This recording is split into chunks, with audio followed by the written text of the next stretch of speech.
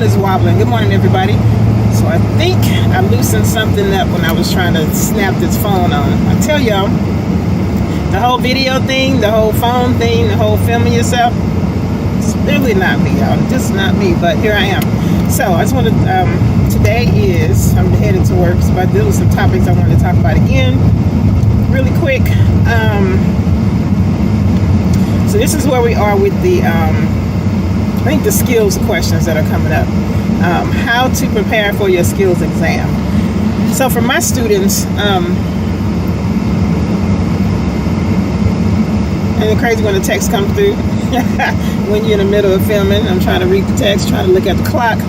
But I have an email that I send out to my students after they, finish clinicals and they do their mock skill exam and all that stuff. At the end, I have an email that I send out to them, and it just pretty much gives them all the instructions on how to register for the state exam step by step by step. I have the links in there and everything. It has the recommended test sites that I like to send them to, and that's based off of feedback from previous students that go through the exam. I ask them how the experience was, how the evaluator was, how the setup was, and all that stuff. And so I've kind of just collected a list of test sites that I recommend to the student. Now, of course, it's still up to them where they go.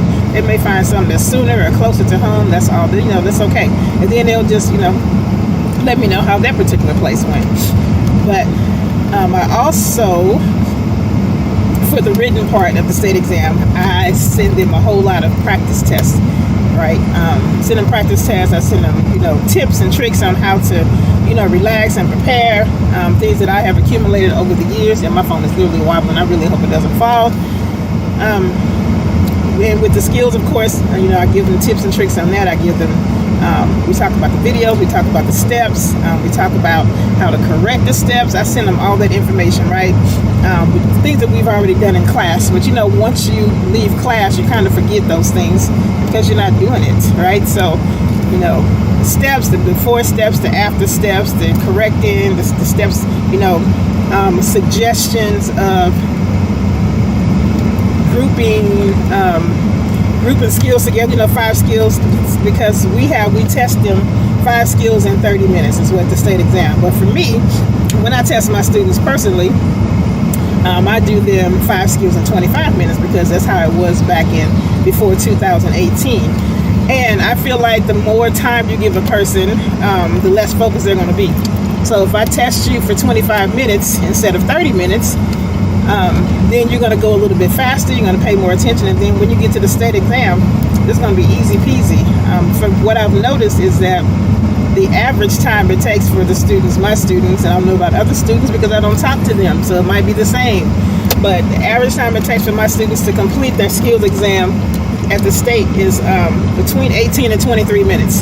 So I think that's pretty good considering they get 30 minutes. So if I plant that seed and I tell them it's all about speed and accuracy. So you have to get it right and you have to do it fast.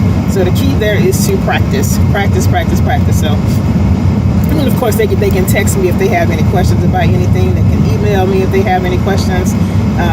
My students are my students forever. I still have students who contact me from 2011, want to know how I'm doing, where I'm teaching, so they can send people to me.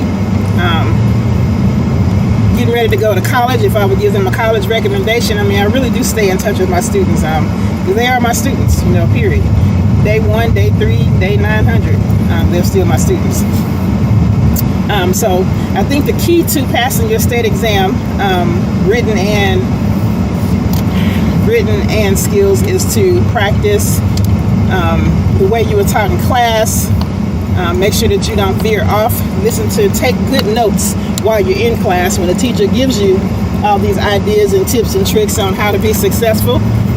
Take heed to all of that. Ooh, it's a big old truck. Take heed to all of that. Take notes, and so when class is over with, you can refer back since you're no longer in class. So that's just my little tip there. I may have more, but my phone is wobbling. Today is the second day of class, and so today we're doing skills lab. So I'm going to see if I can record a little bit of it, not the whole class, of course, because it's a phone and I have to pay attention to the class. But yes, so I'm going to get off of here and bump some music as I drive to work. It is cold as heck outside. Yeah, so today, again, as I said, so I'm going to see if I can record a little bit of that, even if I'm just recording myself demonstrating today, just so you can see a little bit of it.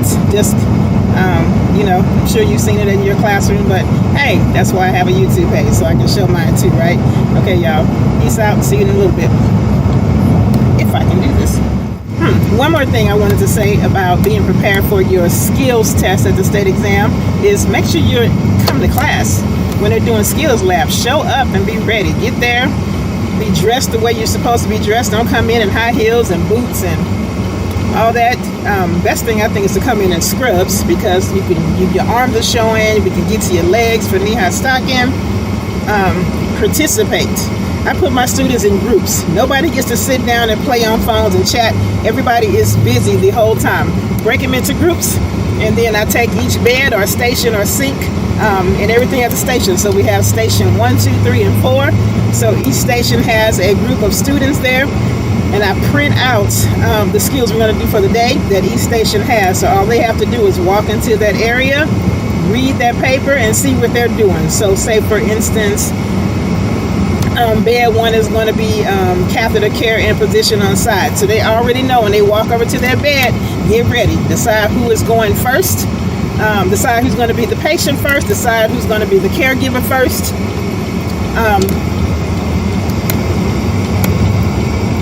And then go get your supplies and get it popping. So we don't sit around, we don't stand around until break time. So nobody gets to just sit there. Everybody is full participation. And that is definitely key also to passing, not only to pass the state exam, but shoot, to pass your class so you can get out of there to get to the state exam. Ask questions when your instructor is demonstrating. Take notes, ask questions, clarify, make sure you understand it.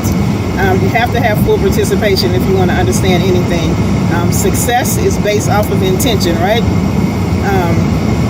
Distraction follows intention. So every time you think that you are paying attention, you got a plan, something's going to happen to distract you.